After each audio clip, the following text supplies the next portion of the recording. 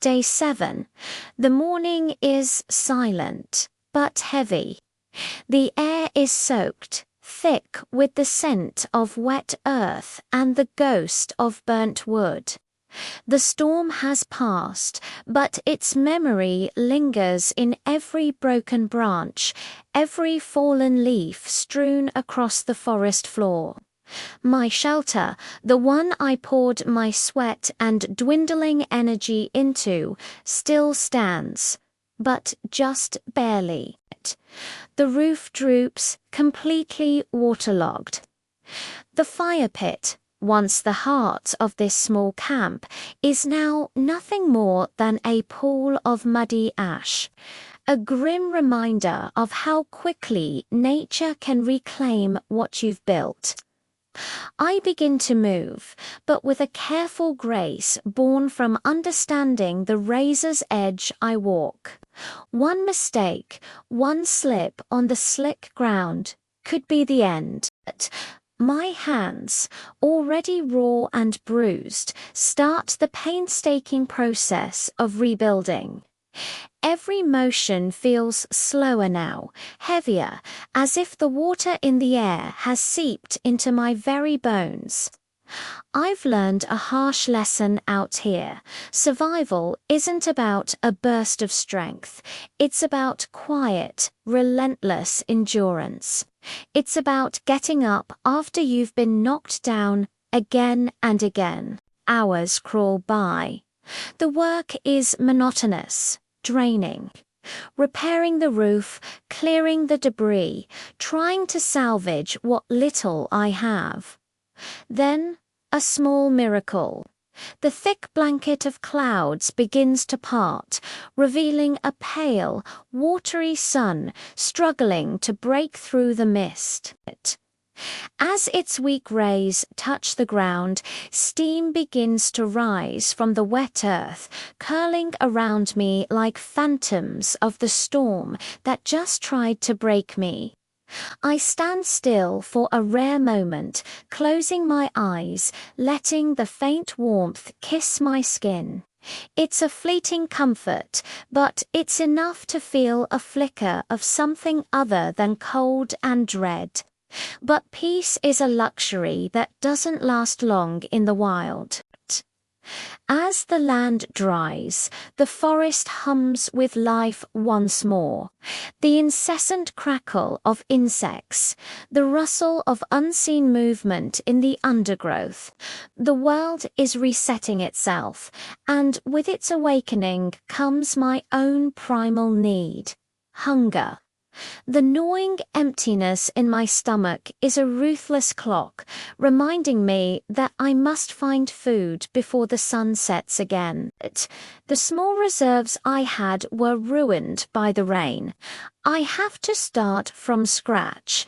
I find a sturdy, straight branch, broken by the storm's fury. It will have to do. I spend what feels like an eternity sharpening the tip against a flat, abrasive stone, back and forth, until it gleams with a faint, deadly edge in the dappled light. It's crude, but it's a chance. The hunt begins once more. This time, failure isn't an option. Moving through the drenched forest is slow and treacherous.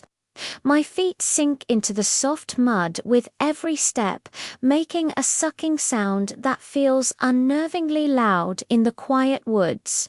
Birds, startled by my presence, scatter from the branches above, their wings flashing like silver shards in the fading sunlight.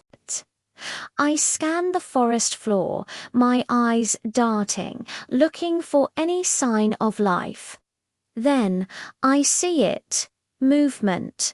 A rabbit, its brown fur a perfect camouflage, half hidden among the gnarled roots of an ancient tree. My heart hammers against my ribs, but my breathy goes still, my breath steadies, becoming shallow, silent. My arm tenses, muscles coiling like a spring. In one fluid, desperate motion, the spear flies from my hand, a dark streak against the green foliage. For a single agonizing heartbeat, the world holds its breath. Then stillness returns. I approach slowly, cautiously. There's no feeling of triumph, no surge of relief, just the cold, hard reality of necessity.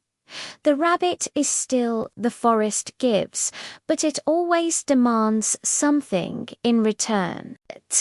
Today, it was my energy, my focus, and the life of this small creature.